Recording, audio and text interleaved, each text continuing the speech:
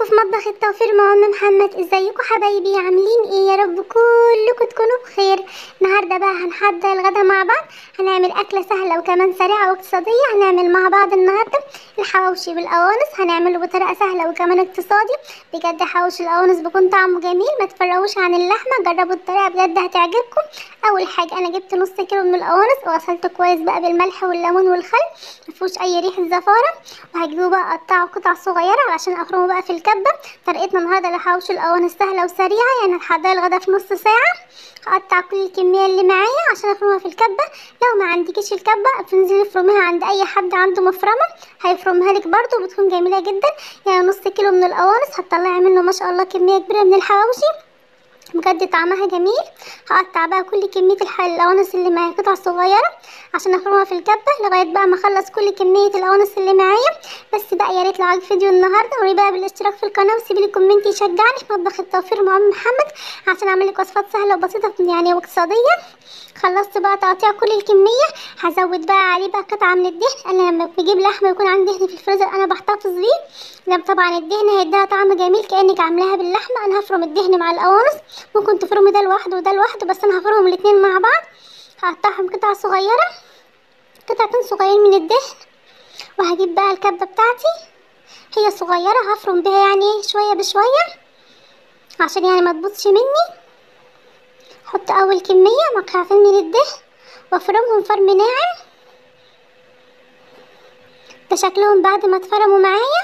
هفضيهم بقى في طبق واخلص بقيه الكميه برضو بنفس الطريقه، هي ما بتاخدش حاجه وتكون اتفرمت معاكي. هخلص بقى زي ما قلت.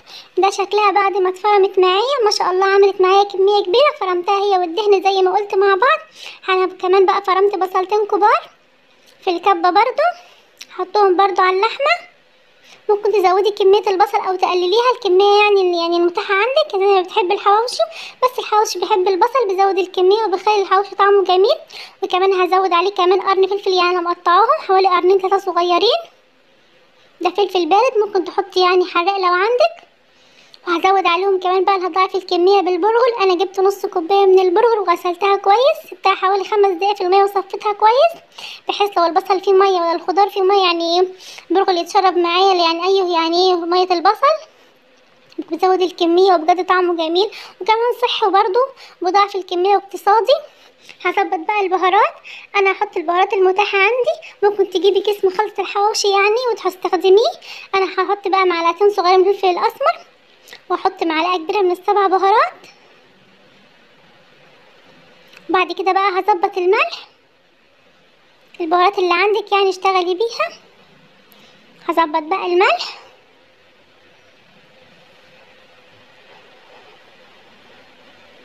حاولي بقى ما تكتريش الملح عشان يطلع معاكي يعني الملح مظبوط. وهزود كمان معلقه من بهارات الحواوشي، انا جايباها من عند العطار سايب. احط معلقتين صغيرين واقلب بقى كل ده مع بعضه.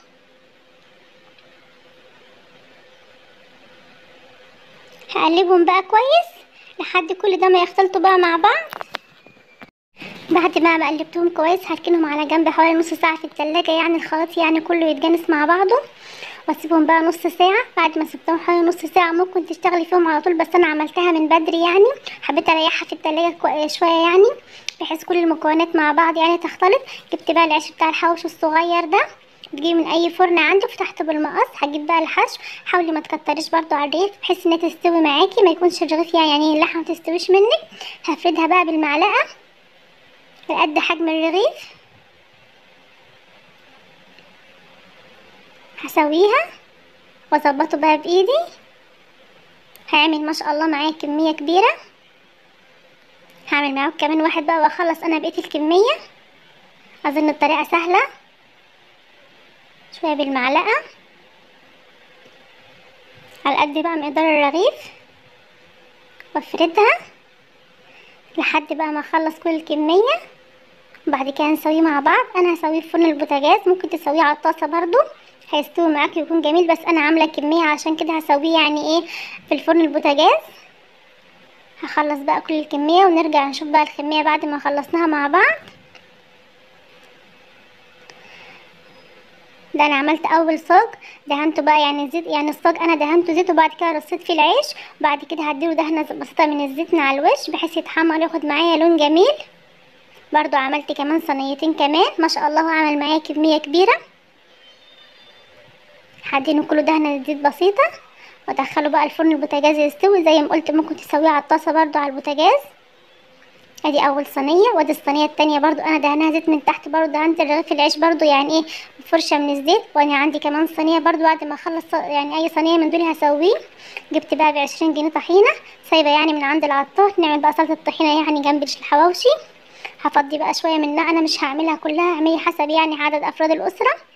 فضيت بقى حوالي 3 معالق كبار من الطحينه، هزود عليهم بقى رشه ملح صغيره، وازود عليهم بقى 3 معالق كبار من الخل او حوالي معلقتين كبار، واقلب بقى كل ده مع بعض. جربي بقى تعملي الطحينه بالطريقه دي بجد سريعه جدا وبتكون طعمها جميل. هقلب بقى يعني الطحينه مع الخل والملح. القوام بدا يتقل معايا بقى، هخففه بالميه القوام المظبوط اللي انت عايزاه يعني حسب ما بتحبي القوام بتاعها، انا بحبه مظبوط. هفضل اقلب فيه لغايه ما تفك معايا تاني والقوام بتاعها يتظبط. قلبتها، هفضيها بقى في الاطباق بتاعتي. عندي بقى الحواوشي بتستوي، هفضيها بقى في الاطباق. الطبق التاني رش عليها رشه من الشطه، ممكن تحطي عليها بابريكا رشه بسيطه بقى، واركنهم على جنب ونشوف بقى الحواوشي استوت مع بعض. ده شكل بقى الحواوشي بعد ما استوت، ما شاء الله مستويه وجميله واخده لون ذهبي كده ومقرمشه، واللحمه مستويه. شايفين شكلها بجد جميله جدا ومقرمشه جدا. جربي بجد تعمليها هتعجبك، وصفه سهله وبسيطه وعلى قد الايد. قدمتها بقى في الاطباق. ودي بقى صلصه الطحينه اللي احنا عملناها مع بعض. طبعا الحواوشي عمل معايا كميه ما شاء الله كبيره، وكمان عملت طبق سلطه، طبق السلطه بتاعنا، وكمان حمرت طبق من البطاطس. وجبه سهله وسريعه وكمان يعني اقتصاديه وعلى قد الايد. نص كيلو من القنص تعملي كميه كبيره من الحواوشي وتغدي البيت كله. ده شكل بقى الاكل. يا ريت بقى الاكل النهارده لو عجبكم متنسيش بقى في الاشتراك في القناه وتسيبي لي بقى كومنت يشجعني.